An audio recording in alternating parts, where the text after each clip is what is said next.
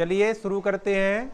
आज आपकी exercise number 1.3 है और पहला चैप्टर चल रहा है कक्षा 9th। ठीक है, चलो इसमें पहला क्वेश्चन लिखा है 0.999 को पी बट्टा क्यू के रूप में व्यक्त करो। तो इससे पहले तीसरा क्वेश्चन कराया था हमने, तो उसमें बहुत सारे हमने व्यक्त किए थे पी बट्टा क्यू के रूप में। ठीक है, तो आपने शायद ये होमवर्क में कर भी लिया होगा, ये किया होगा आपने। ठीक है ना, फिर भी मैं करा दे रहा हूँ। चौथा देखो, आपको 0.999 को किसमें व्यक्त करना है, पी बट्टा क्यू के रूप में व्यक्त करना है। तो इसको हम x मानेंगे, माना x बराबर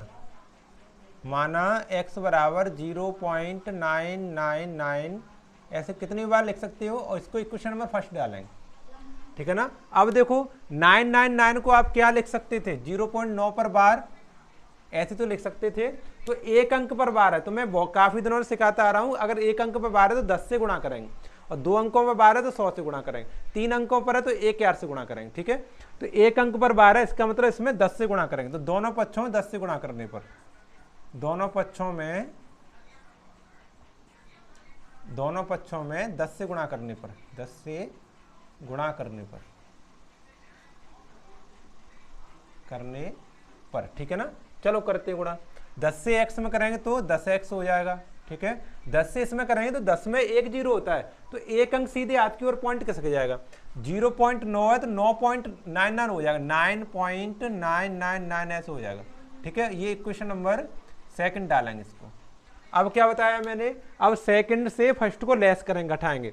समीकरण नंबर सेकंड से और समीकरण नंबर फर्स्ट को घटाएंगे। समीकरण नंबर 2 से समीकरण 1 घटाने पर, समीकरण 2 से 1 घटाने पर, समीकरण 1 घटाने पर दो घटाते हैं। लेफ्ट हैंड साइड को लेफ्ट हैंड साइड से ही घटाते हैं। 10x में से x को घटाएंगे, यानी 10x माइनस x बराबर 9.99 में से 9.999 में से आपको घटाना है 0.999। देखो पॉइंट के बाद 9 समान है ना, तो 0 हो जाए। इसमें तो 3 है, उसमें 4, तो एक और लगा लो, क्योंकि वो 9 तो बार बार आ रहा है। कितनी बार लिखो आप, जितना मन करे उतना लिखो। ठीक है, तो ये तो समान है, ये तो 0 हो जाएगा। 9 में से 0 जाएगा तो 9 बचेगा, और 10x में से x जाएगा तो केवल 9 बचेगा। 9x बराबर 9 ही रह जाएगा। 9 का भाग कर लेंगे तो x बराबर 9/9, यानी ये कट जाएगा तो x बराबर कितना आ जाएगा, 1। अच्छा, अब समझो ये ऐसे लिखा है। क्या आप अपने उत्तर से आश्चर्यचकित हैं? परमेय संख्या पूर्णांक आ गई है, कितनी बड़ी बात है। हमारा पहले उत्तर आता था 2/3, 6/7, 2/11, 1/11 ऐसे उत्तर आया था। अब देखो उत्तर आया है 1, यानी पूर्णांक आ गया है। तो मैं बताऊं ये क्यों आ गया, क्यों 0.999 है ना, तो 1 के बहुत समीप है, बहुत पास में, लगभग बराबर की बराबर है। ठीक है ना, लगभग बराबर है। ये 0.99 है, अतः 0.999 है, ये 1 के लगभग बराबर है, लगभग बराबर है, मतलब बहुत समीप है। ठीक है ना, इसलिए 1 आया है। ठीक है ना, तो क्वेश्चन नंबर 4 आशा करते हैं समझ में आ गया होगा। क्वेश्चन नंबर 5 करते हैं अब। ठीक है, चलो ये ऐसे मैंने क्वेश्चन काफी करा दिए, एक थोड़ा ना कराया, बहुत करा दिए। चलो देखो अगला क्वेश्चन है अपना क्वेश्चन नंबर 5। देखो 5 को करते हैं। अब 5 में लिखा है कि 1/17 के दशमलव प्रसार में अंकों की पुनरावृत्ति कितने अंकों बाद होगी। यानी 1/17 है, 1/17 में देखो इसको हम डिवाइड करके दशमलव में बदलें तो अंक द्वारा से वही अंक आना कितने अंकों बाद शुरू हो जाएगा।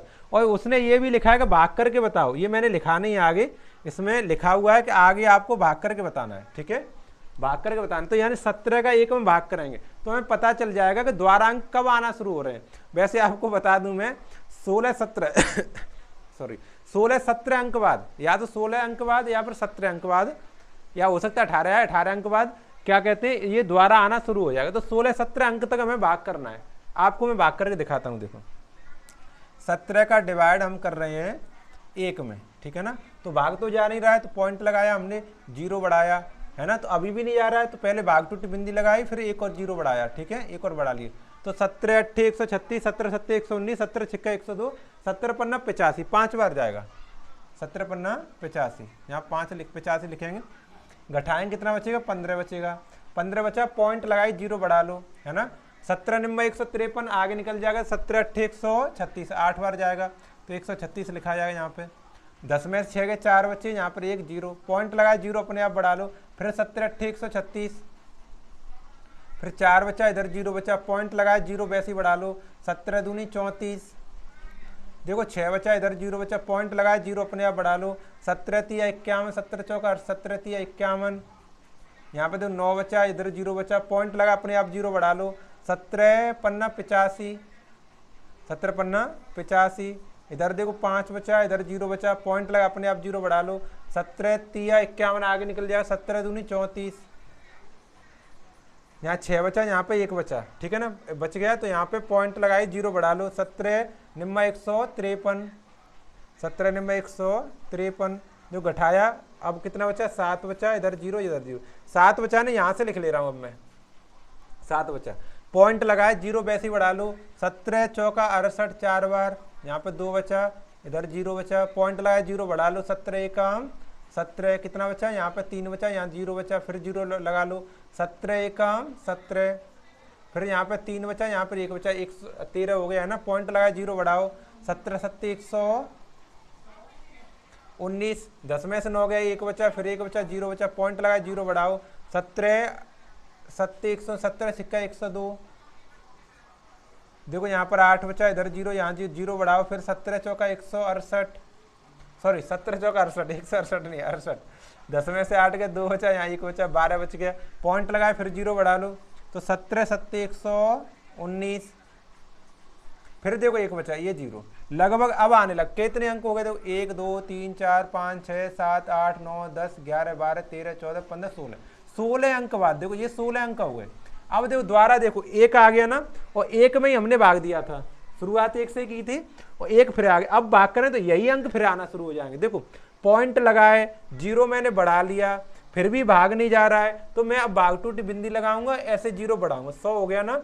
17 पन्ना 85, 5 बार फिर जाएगा, और कितना बचेगा, 15 बचेगा। देखो मिलाओ, 0.5 से शुरू हुआ था, 0.5 फिर आने लगा, और यहाँ पे देखो 50 से 15 बचा था, 150 हो गया था, यहाँ भी तो 15 बचा, 150 हो गया, मतलब आगे वही अंक फिर आने लगे।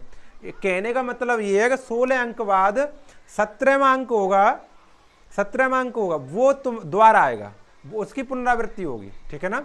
16 अंक बाद 17वां अंक होगा, उसकी पुनरावृत्ति होगी, यानी 16 अंक बाद अंकों की पुनरावृत्ति होगी। आपका आंसर क्या होगा इसमें, 16 अंकों बाद,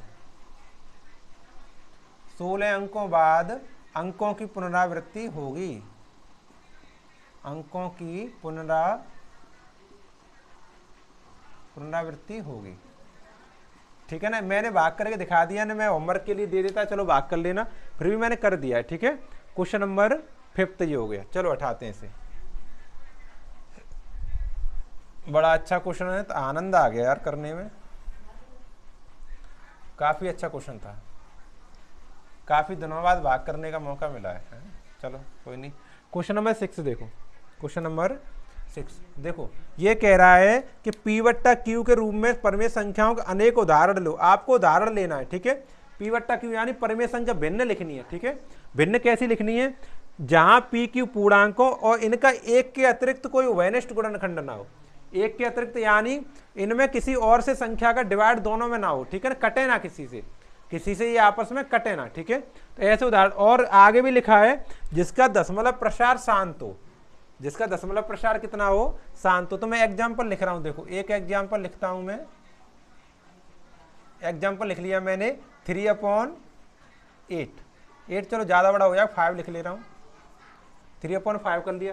देखो 3 का 5 का उभयनिष्ठ गुणनखंड 1 होगा, कैसे, देखो 3 का अगर हम क्या कहते हैं फैक्टर करेंगे तो 1 गुणा 3 होगा, है ना, और 5 का फैक्टर करें तो फिर 1 गुणा 3 होगा। तो इसमें कॉमन क्या है बताओ, कॉमन क्या है, 1 ही तो है, सॉरी 5 होगा यहाँ पर 5, तो इसका कॉमन 1 है ना, तो इसका उभयनिष्ठ गुणनखंड 1 हो गया, ठीक है। तो 3/5, अच्छा इसको हम दशमलव में बदल सकते हैं, 5 का 3 में भाग करके, 5 का 3 में भाग करके, तो भाग करें तो पॉइंट लगाना पड़ेगा, जीरो बढ़ाना पड़ेगा, तो 5 का 30, 0.6, देखो 0.6, भाग रुक गया, तो भाग रुक गया तो क्या हो गया, शांत हुआ कि नहीं हुआ, शांत हो गया।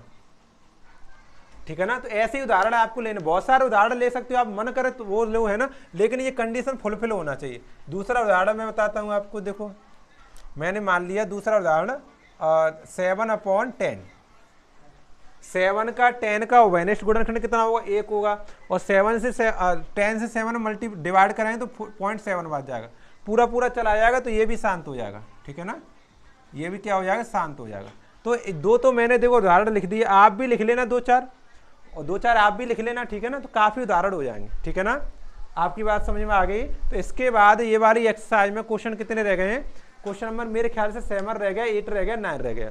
तो अगले पार्ट में ये एक्सरसाइज खत्म हो जाएगी और आगे वाली एक्सरसाइज फिर हम कंटिन्यू करेंगे, ठीक है ना। तो ये क्वेश्चन मेरे ख्याल से आपको समझ में आ गए होंगे। चलो यहीं इसको समाप्त करते हैं।